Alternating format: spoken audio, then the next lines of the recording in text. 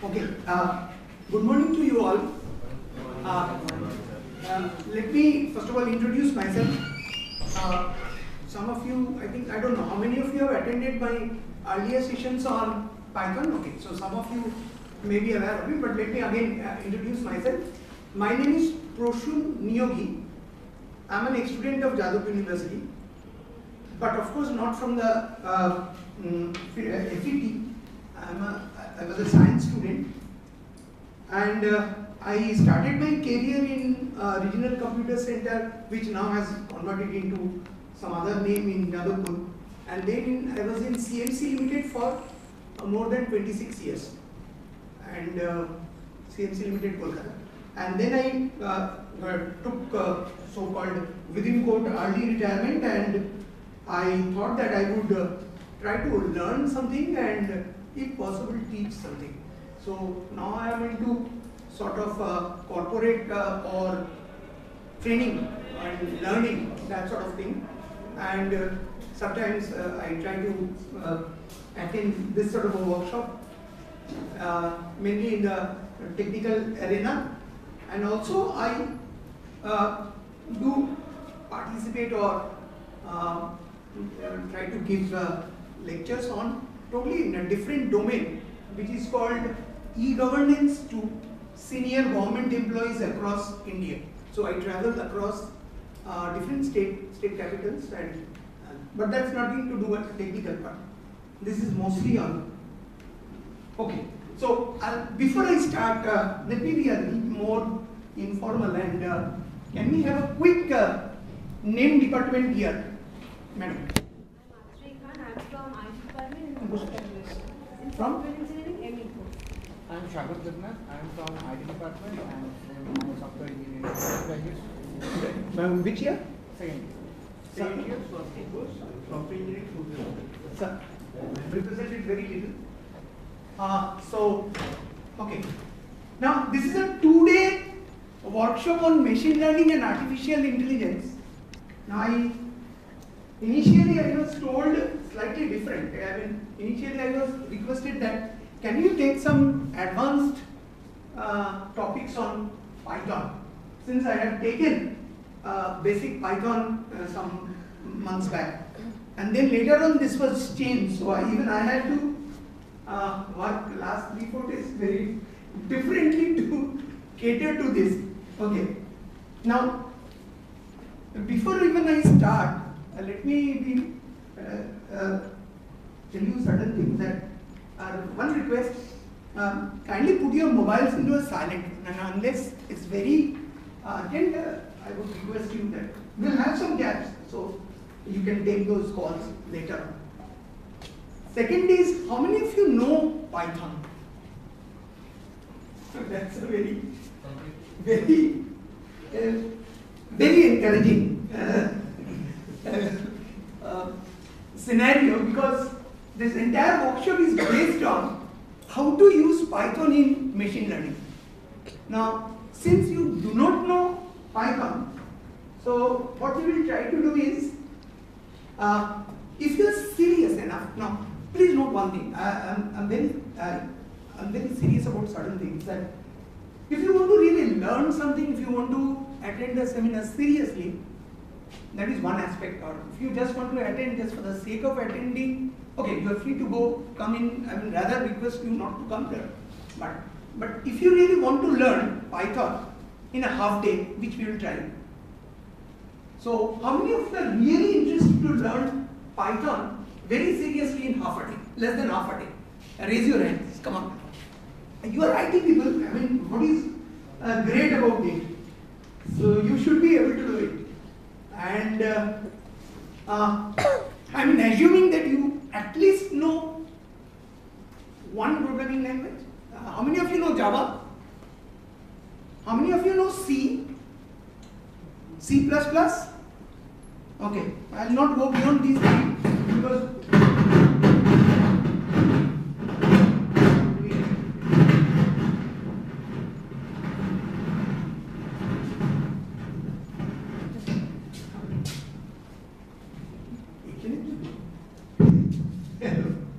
okay, maybe. So some programming language, if you know, then we'll pick up Python. We'll come back to Python slightly later.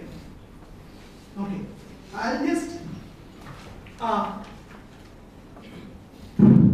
try to have this part. Latest buzzwords in IT. Two things I would like to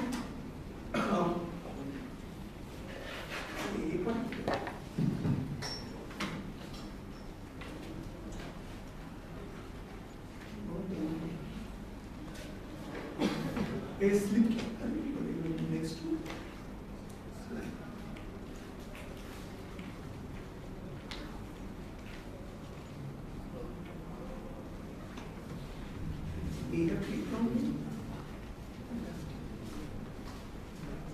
Any idea, anyone who can know how to change the, okay, we'll come back to that.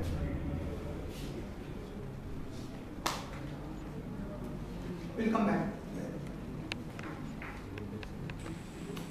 How many of you are aware of such a diagram which Gartner, G-A-R-T-N-E-R, they publish every year?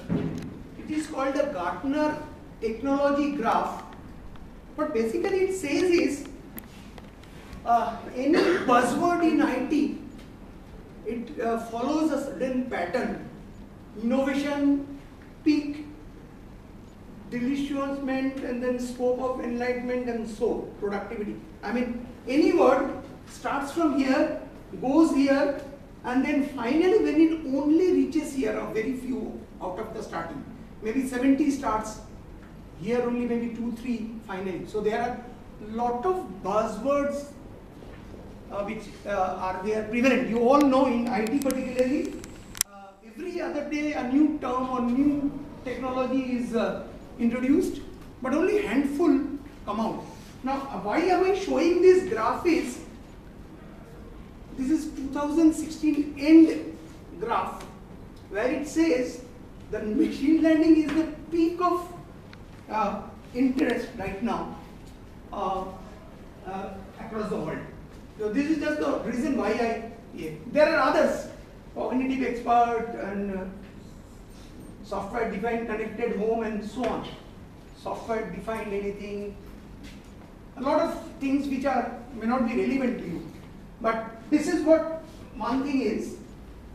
So this is the reason why perhaps we are having a workshop. And the second thing that I wanted to discuss is, just to give you a perspective, how many of you have heard these terminologies? So we will go one by one. Okay. Big data, how many of you are aware of the term? Raise your hand. 1, 2, 3, 4, 5, 6. Okay. Take it.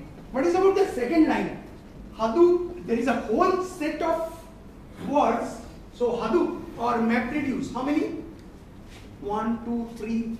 Hive, pig, mammoth. Now almost it looks like a set of animals, and correctly also something called zookeeper. So someone who manages all the animals. Anyone, how many of you? Hive, pig, mammoth, zookeeper, Spark, Storm. Anyone? Spark, sir. Okay, Spark. Anyone? Okay. NoSQL, and then the type of NoSQL. Anyone? 1. Data mining. Anyone? 3, 5, 7. Okay. What is data analytics? Someone? 3, 4. Okay. Recommender systems. Okay. Sentiment analysis. 1, 2. Okay. IoT, Internet of Things. Okay, 7, 8, 9, 10. AI and machine learning, which is the current topic today. And then augmented reality. I mean, I don't even really know much about the last one. Now, there is a reason behind why I showed you all this. These are some of the technologies or some of the products which one should know maybe later on. And if you know any one of them or more of them, getting a very coveted IT job. Now, any job in IT is nowadays coveted, and anybody and almost everybody gets a job nowadays. But beside that, if you really want to be hatke, which is different, then this is what any one of these topics you really have to know. So this is just a reality check to you all. Most of you are BE students in IT, not in CS maybe. So somewhere, someday, you should at least try to get the meaning of these words or technology. I'll just very briefly mention one or two, not all of them. Big data, as you know, is nothing. This entire set, maybe except for the 9 and 10, entire set was really came into view not more than 6 to 10 years from today back. And this is because of the fact that nowadays we have exploding in information because of mobile phone, smartphone, social media. So data is huge, and how to capture, manage, make sense of those data. Now, if I write these three correctly, then it answers half of them through this. And the technology that you are aware of, let's say, would you say, for example, you know C or Java or maybe software engineering or maybe web programming. Now, where is all these things? It's actually not there because the whole paradigm has shifted. I'm not saying that knowing Java or knowing web programming will not give you a job. No, it will. But the new in thing within code are these. And there's a huge requirement and gap between the people who know these and people who want to have people knowing this. Big data, you know, Hadoop is nothing but a storage structure to store big data. And just one line answer to each one of them. MapReduce is basically a software mechanism to parallelly solve a problem. Let's say, put it like this. I'm not saying what a MapReduce is, I'm not explaining also. So MapReduce and Hadoop together, basically what it does is, it stores the data and then it tries to solve a data parallelly and then get it. So map and reduce. So map means it parallelly put down as many nodes the problem broken into, and then reduce does that. Okay. Then Hive is basically nothing but a SQL-like interface to handle that data. That's all. Now Pig is something similar to Hive, only it's almost like a scripting language. Mahout is nothing but a programming language to handle big data or data analysis. Zookeeper, actually, this entire ecosystem, if you are implementing in a big place, Zookeeper is actually a sort of a administrator which manages a lot of components. Spark, of course, is MapReduce, but in memory. The difference is MapReduce and Hadoop places the data in the disk. Now, if you process a lot of information through disk, the time is a problem. But Spark does the whole thing in memory. So it is hence almost 100 times faster than MapReduce. Storm is nothing but a pipeline through which you can get the data. Okay. SQL you all know, RDBMS you all know, Oracle you all know. Now what is NoSQL?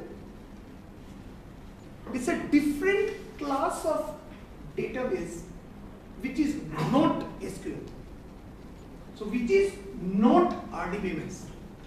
So the relationship which is there in RDBMS like Oracle or MySQL or any say, SQL server, it is not there. So The type of database are column, document, graph, and key value. There are 4 class of database. Now you might say, why is it required? The entire new things that you are using today, say like mail, Facebook, Twitter, anything, you name anything, they are all the data are stored in either of these 4 types. So not the RDBMS. So that's why this is so now relevant.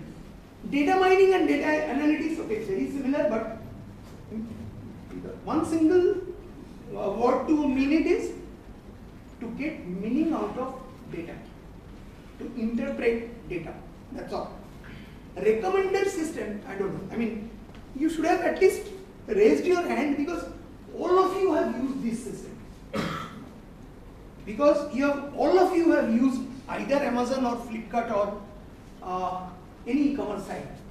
And when you go to Flipkart or Amazon, you will see that when you are seeing a particular product, 2-3 types of recommendations comes.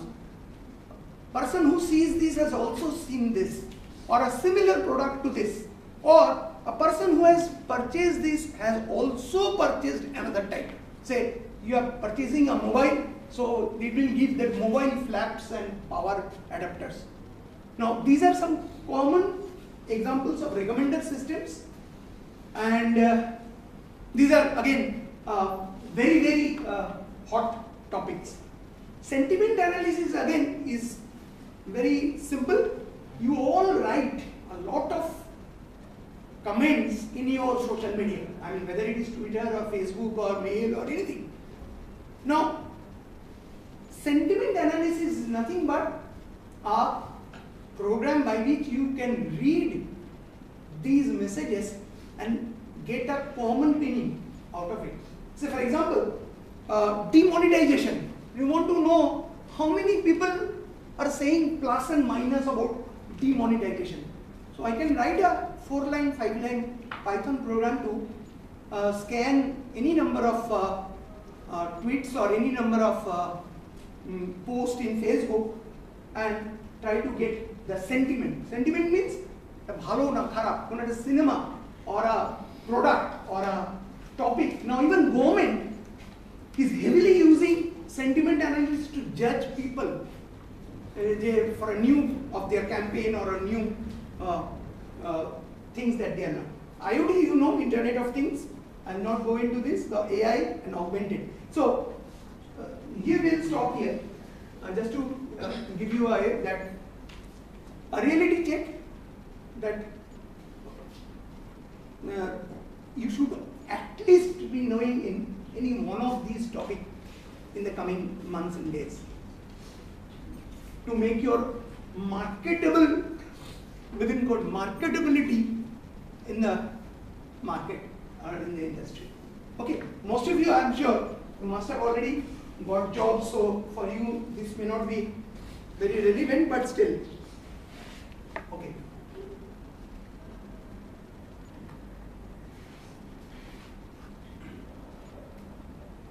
Okay. So, crash course in Python, I don't know. I mean, I need to really figure out whether, just give me a time if it is possible to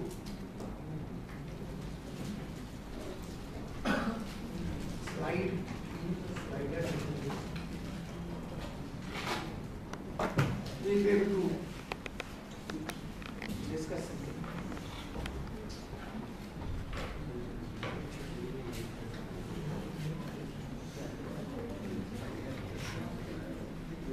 Okay, this is really a very high-speed introduction of Python. Let's see. How many of you in the next 1 hour or maybe a little more can pick up?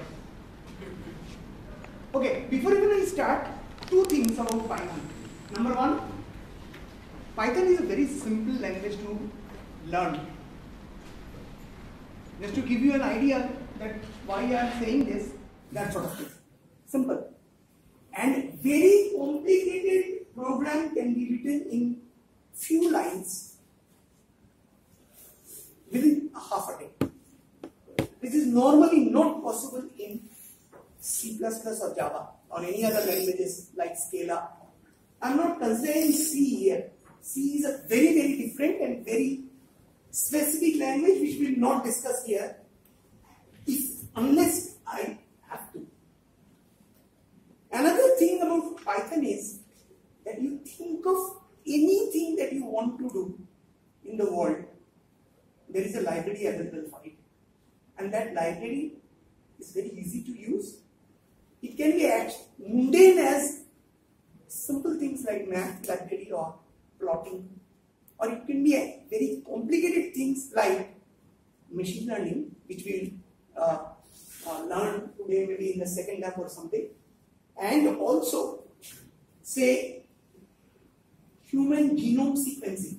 Now I am sure human genome sequencing or genome analysis and sequencing is a very, very complicated domain specific gene technology based on gene.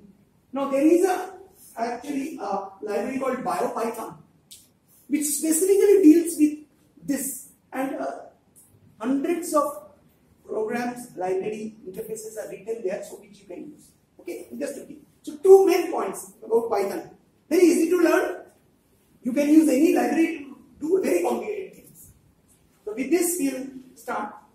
We'll do it it's a general purpose programming language, and you can compile or interpret, but it's mainly interpreted language, unlike C or C++. It is a general purpose language, number one. Number two, it's a procedural. Number three, it's object oriented, but you may totally skip the object oriented part and not even use it if you don't want to. Unlike Java or Scala, where you have to forcibly use it. And the third part is it is also a functional programming. So all the three, procedure, object oriented, functional, Python caters to all three, but you can actually know only the first one and do a lot of things. So I'll skip this. Who uses it? Google, YouTube, Dropbox, Raspberry Pi. So almost everybody nowadays uses Python. Technical strength, object oriented, procedural, blah blah blah. It's free, portable. Any Linux system or a Mac has Python interpreter. Now Python has two versions. Now that is a source of problem also. 2.x and 3.x. Most of the default comes is 2.7. But there is also in a same machine 3.4 or 3.5. But we will restrict our entire thing in 3.5. And you should also in future, if you think ever of writing a Python program, forget for the timing of 2.7. 2.7 is still there because of some legacy reasons which we will not discuss. It is an interpreter, and you can have a prompt like this. When you say from any dollar prompt Python, so it gives you a prompt with the version, and then you can write one line at a time and execute. That's a very simple, within quote, silly way of executing Python program. But the more common one is, so this is the Python 3.5. If you invoke in the interactive mode and it comes with 3 arrows, and then you write down single command to do it. And another one is you can compile it like, compile and run it like this. Python, 3 point this and give it, because if you do not give 3.5, the 2.7 will be invoked. So it depends on that. And then the name of the program, the extension is .py. How to write a program in Python? Just open up any editor, write down the lines, save it with file name .py. That's all. And then run like this.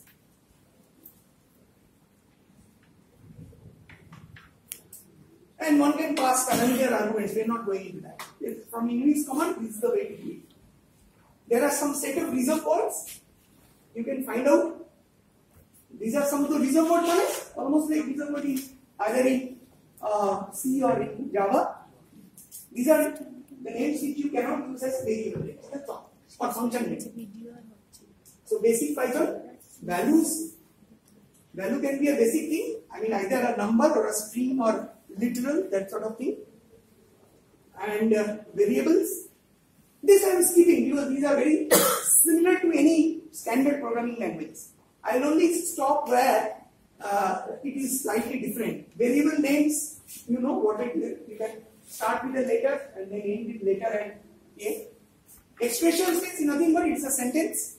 In any programming language, statement is also the same. Statement, say print 1, x equal to 2 and then print x. I mean, just these are simple one-line statements. So it will produce this output.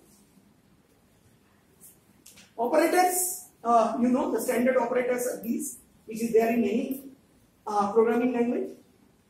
Expressions like this you can have, and this acronym PEMDAS is nothing but that bracket, multiply, divide, that sort of thing is there. That means parenthesis exponentiation, the way precedents are evaluated from left to right. This is again same as any programming language. Modulus operator, string operators are, say concatenation is done for string with class operator, just like in Java or C, C++. So this is what. Okay, we'll move into something else. Input. Or if you want a user input, the keyword is library. It's a library function called input. Input equal to my input. My name is Robin. So whatever you give, this will come. So print my input. My name is Robin will come. So any input you want to put. So input, what is your name? I mean, this is because of this gap closure because of format in LibreOffice. So name, what is your name? So input, then what is your name? If you say Gautam, it will come Gautam. So that means just assigning any variable to a input mechanism. Let's see a small program. Now here, I just want to, you can, if you understand this, which is almost English, you will see that hash is the thing by the remark. So this two-word remark, then num1 input enter first number. So a prompt and then our input stores the value here. num2 input the second number, stores in num2. Add two numbers, sum, float of num1 and float of num2. What I am doing, float is nothing but I am forcing the two numbers to be upgraded to float and then adding. And the variable names in Python is not pre-declared. So the way you use it, it will be stored. So if you use two integer will be stored. If you use two decimal will be stored, and so on. So display the sum of this. This is nothing but format. So the 0th, first and second position will be taken by num1, num2 and sum. That's all. It's almost like printf in C or C++ type, somewhat that type. So the output will be enter first number, you have entered, let's say this one, enter second number, you have entered this. So the sum of this and this, that's all. So if you look at the first program of Python, you can see that it's almost English, nothing else, nothing great about it. Okay, so we move on, not to the other. Conditional is if. Now here there is a small difference. This is again just a minute. Video camera শেষ হয়ে যাচ্ছে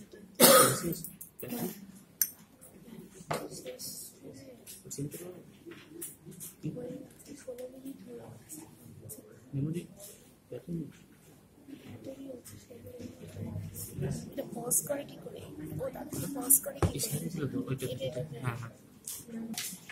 There is something that I want this.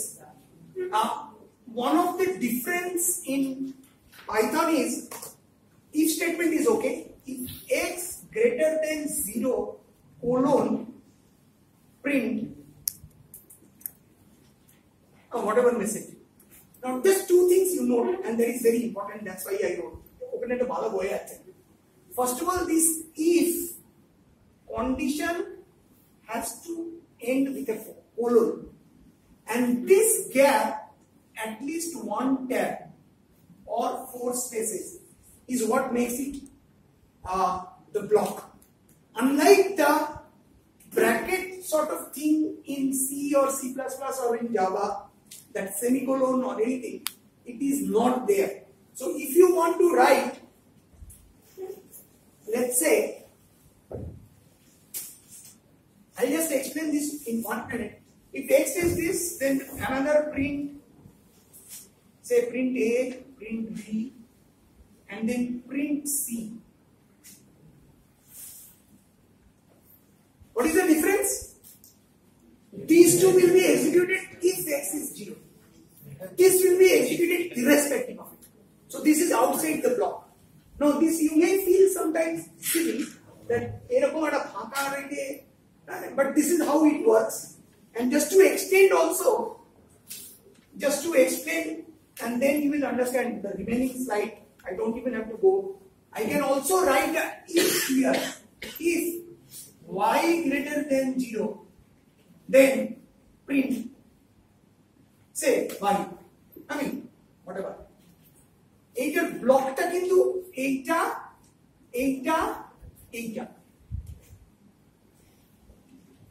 Now sometimes it becomes for the first time a little age, but it comes with a usage, and if you are using some standard integrated development environment of Python, it automatically maintains this blocking. Now this is not only true for if, but anything later on which we will learn, if, while, if else, so wherever, if, else, so here again, if you really look at it, if else ta hocche erokom amar ei block ta hocche kintu ei ar ei if else ta kintu ek line. So it একটু মনে রাখতে হবে. You must be very careful about that part. আর কিছু নেই, this is only, বাকি is the same. So if is there, you can write, and it has to end with a colon character, and lines after the if are indented. Now indenting হচ্ছে compiler যখন compile করার চেষ্টা করে তখন ওই ইন্ডেন্টেশনটা থেকে block করা হয়. You have to be careful on that. The conditional এখানে প্রিন্টিং গুলো সব নষ্ট হয়ে গেছে, but anyway, এই যে if else টা দেখো, if something print else print. You can have also elif, which is nothing but else if. And you can have nested conditional, just like any programming language. These are not. So indentation. Another example. Iteration. This is the simplest iteration in Python. N equal to 5, while n equal to 0, print n, n equal to n minus 1, print n. Again, please note, a while a print আর এই n equal to n minus 1, মানে এটা সরে গেছে এটা কিন্তু because of formatting, এটা হচ্ছে basically this is in one block, this is outside the while. Is it clear?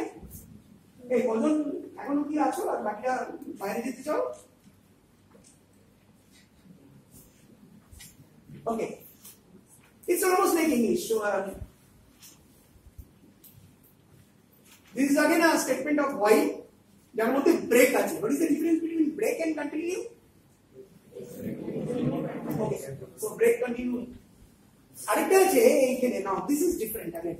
The for loop in Python is slightly different and hugely powerful. Now আমরা যখন when I learned C, I thought C for loop টা হচ্ছে বলে সবথেকে interesting. For I, তারপরে তার মধ্যে I less than something, I plus plus. এটা তা নয়, এটা হচ্ছে ধরা যাক this is a list called friends, and then I'm saying for friend in friends, print Happy New Year friend. But কি করবে বলো তো আউটপুটটা? It will just pick up each element from the list, then do something. And this for friend is a variable. আর এইটা হচ্ছে একটা লিস্টের নাম। তার মানে অর্থাৎ আমি এটা এরকম ভাবে লিখতে পারি। আমি ধরো লিখলাম I equal to 0, 1, 2, 3. এবার আমি লিখলাম for k in I do something. এটা বলে না? Oh, sorry. I'm sorry. So this is a list with 4 or maybe 40 or 400 elements, and this for k in I means it is iterating this list for each element. Now, why it is then different? First of all, this is not there in C or Java. What if I is it so powerful? Huh? That element into the iteration variable also. Class ka bar kor do. Uttor buddhi kore dite hobe. You have to give a better answer than that. Why is it powerful then? This is an example, very simple example. But then, can you think of it? I mean, imagine this I, list. What happens if it is the very big list of lists, or say I can iterate the records in a file also in the same way. So I mean, so for I in records in file, do something. So this thing in whatever is so flexible in Python that you can make using every possible way. That's the power. Okay, we'll see at least a little bit about it. It is not dependent on data type. No, it's just iterate. Not data type Python anymore. What does iterate call? It just only iterates on the number of items. It could be a list of lists. Now we'll come back to that slightly later. Okay, iterations. While or for, these are the two things. Which is while is a standard one. For is slightly hurting. Okay. Loop patterns, chalo, counting, chalo. Counting, see, for interval in a list, count is count plus 1. What I am doing, I am basically counting the number of elements in this list. It will just, at the end of the program, it will just give you the number of elements. Of course, there is a function to do it, but just to show it programmatically. Actually, you can also write nothing. Now, this is another example. State. State. This is import random. Now, there are some inbuilt minimal library in Python, but for any other, you have to use import and then the library. So import path, import datetime, import random, import. I mean, we will see later on that you can actually import a whole set of libraries. But there's a fundamental difference between import and include in C and C++. Include কি করে? What does include in C and C++ does?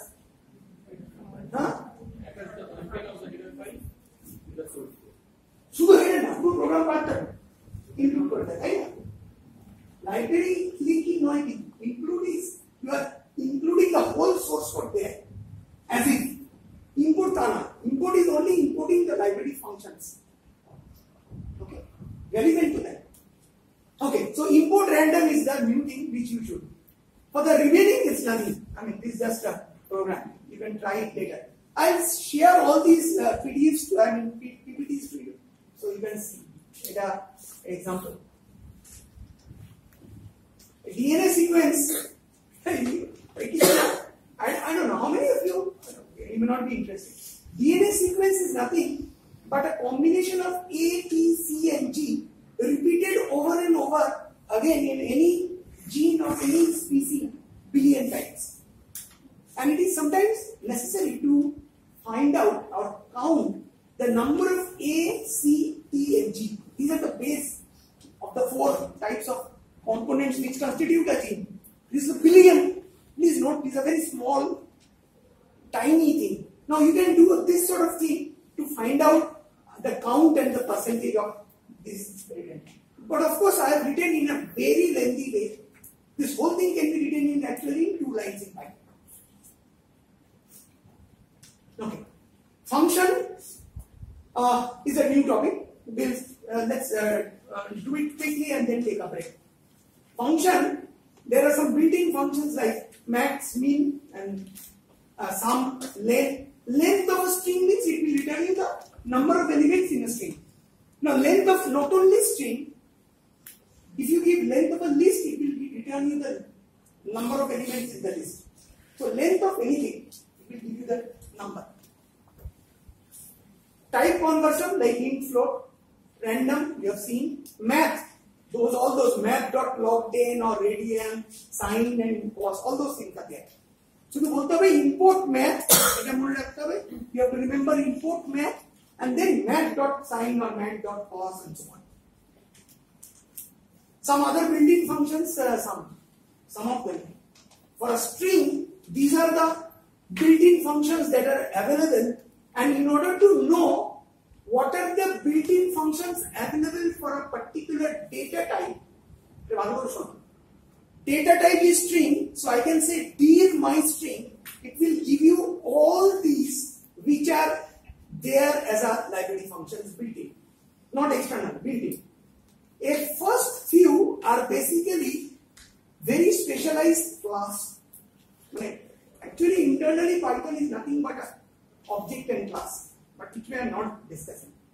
These are the remaining one, say count, is digit, is lower, partition, replace. So that means again, suppose I can say is digit hello, it will give you false because there is no digit in that inside hello. Is alpha hello, yes, it will give you yes. So that sort of thing. Okay, writing your own function. Let's just see the way you can add your writing a function is this. If this is the keyword, then the function name, then colon, and then whatever you want to write in the function. That's all.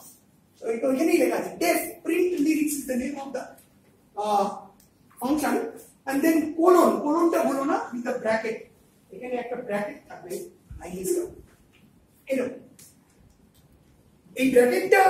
If this bracket does not contain any parameter, so that means it's a parameter-less function. You can also have n number of parameters there. Parameter normal, whatever discussion is there, formal.